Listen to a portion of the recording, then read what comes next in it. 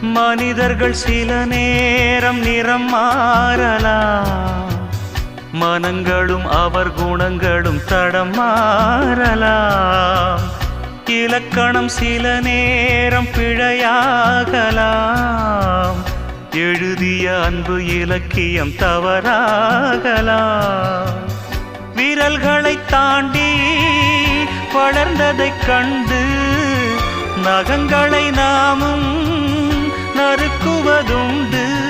இதில் என்ன பாவம், எதற்கிந்த சோகம்?